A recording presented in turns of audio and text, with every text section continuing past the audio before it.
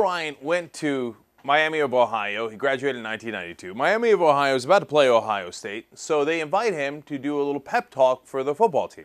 Now, that makes a ton of sense. He's obviously an important alumni of that school. He goes there, and he gives, by all accounts, a speech full of what one organization or one publication called awkward pauses, false statistics, and a decided lack of pep.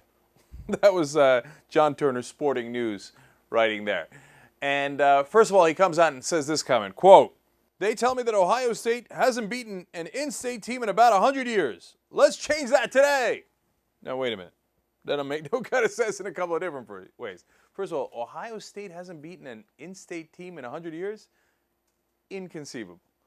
And of course, everybody says, of course that's not true. That's not even close to true. He's lying in the middle of a pep speech.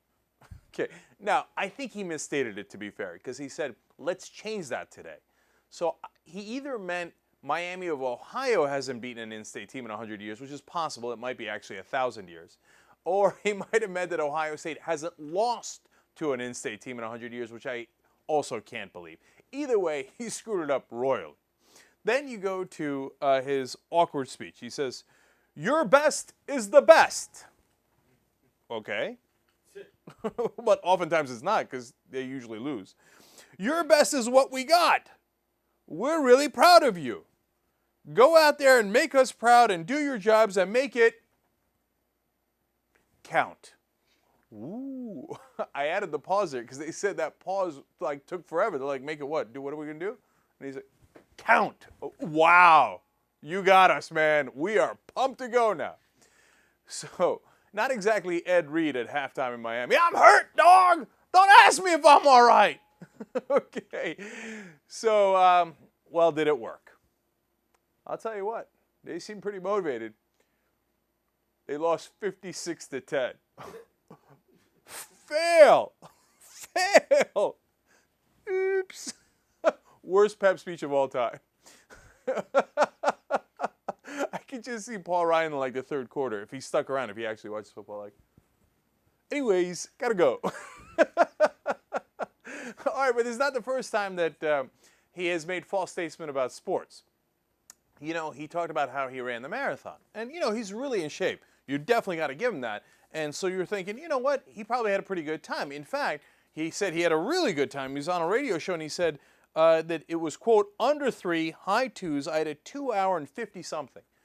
Wow. An under 3 hour marathon. I mean, look, it's somewhat believable because the guy's in amazing shape, but that's a really, really good time. So people thought, okay, well, we got to fact check that because that's kind of amazing for a vice presidential candidate to be able to do that. Turns out he only ran the marathon once. Not under 3 hours. Not under 4 hours. Fail. 4 hours, 1 minute, and 25 seconds, which is not a bad time. So why bother lying about it? This guy is incorrigible. He can't help himself. When asked to explain it, he said, "The race was more than 20 years ago, but my brother Tobin, who ran Boston last year, reminds me that he is the owner of the fastest marathon in the family and has never himself run a sub-3. If I were to do any rounding, it would certainly be to 4 hours, not 3. He gave me a good ribbing over this at dinner tonight." No. That's not, look, if you run a marathon, you don't act, so did I run it in 3 hours or 4 hours? You don't forget that. That's not a, come on. That's clearly a lie. Why bother? Politicians are amazing, man. Their first instinct is lie. Brag about yourself. Put yourself out there as awesome. Oh, God damn it. It turns out YouTube exists. Fact-checking exists these days. They caught me again. Right? Now, here comes the best part. You know, other politicians have also run the marathon. So how'd they do? Oh, will you look at this? First of all, John Edwards, 3 hours and 30 minutes, kicked Paul Ryan's ass.